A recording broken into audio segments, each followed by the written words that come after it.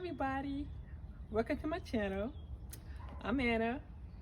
This is my van Vanna, and I invite you to join me on my journey to convert Vanna into a camper van. Come see what I'm working on today.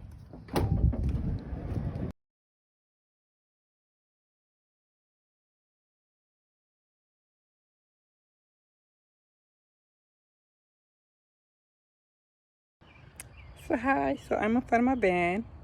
I completed the exhaust system. I'll show you what I've done. Let's see what I've done, and we can determine whether it's completed. So here we go. Okay, go under here. You can see. Oh.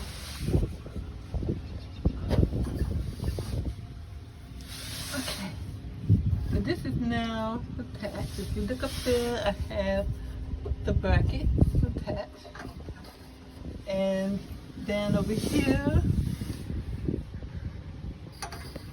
I got this with the metal zip tie. I just wanted to keep it from walking, so I got a metal zip tie on it. So yeah, so that's it. And oh, one more thing, I did look here. I took a hole under there at my lowest point on my exhaust system. That will allow condensation to drip out. Alright, there you go. So also I put in the air intake. So let me show you that. Okay, let's look under here.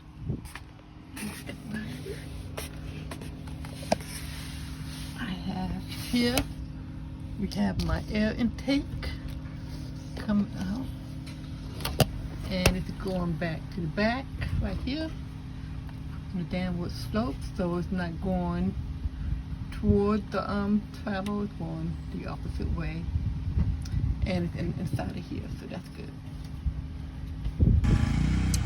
So hey, I'm next to Vanna, and today I am trying to locate a place to put my metering pump for the fuel line.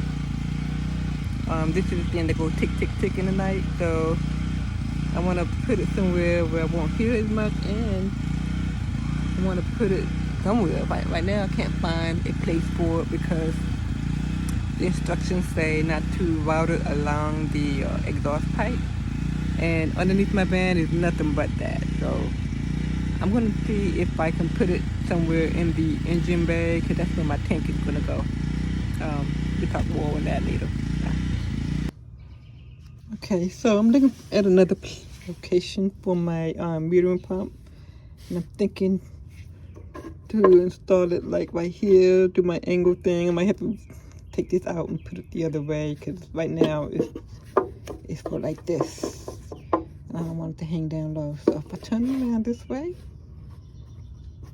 you know, and do my tilt thing like that, at least the metering pump will be up in this cavity. I have this hot piece here. This is up in the cavity. I don't know if it's away from the heat or not, but I'm thinking that if I need to, I would get one of these heat shields that you see here and maybe extend it across this cavity if I have to. But this metering pump will have to be within 2 meters of my tank, and my tank is going to be in my engine hood, and I think this is the cutoff point. So I either install it up in this cavity, or I can install it in that cavity right there, which is right behind my wheel, which I'm not entirely thrilled about. So this is why I am settling for this spot right here. So decision. Let me make this happen.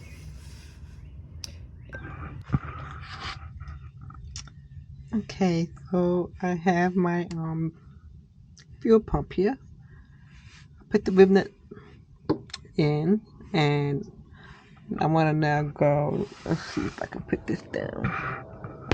this in. Put this in here. It's supposed to be at a 15 degree, and it's already very much at the top. A lot.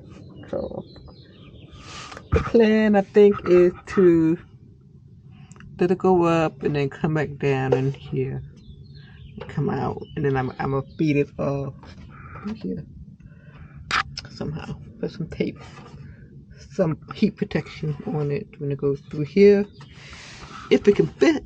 If not, then I just feed it down and into here with some heat protection. So let's see if I can make that happen.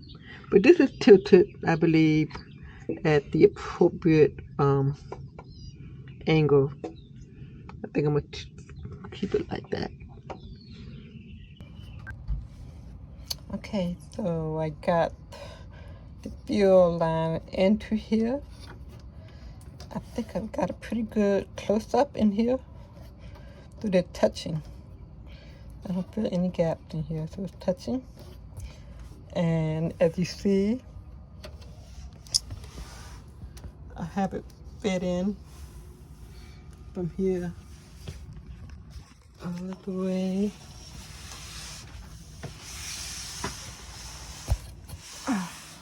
up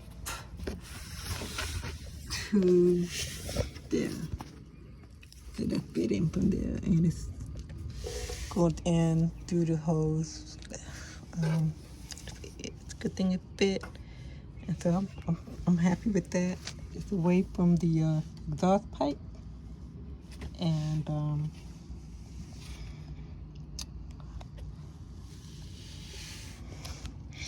think it's okay. It's at a degree. You can't really see it from this angle, but let's see if I can. Hey you guys, I wanted to come out here today just to finish up this video on what I've done with my fuel line. It's a rainy day today, so that sucks because it's Saturday. That's my main day for getting things done. So here I am. I'm going to show you what I've done so far with this fuel line.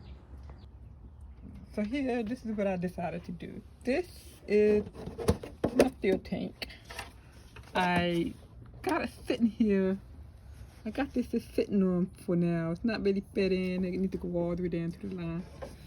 But I did wrap it with heat protection all the way down. So if I take this out, which I don't want to do, I don't really want to do that because it's just hanging on by here by a little piece. But if you look down, can you see down there?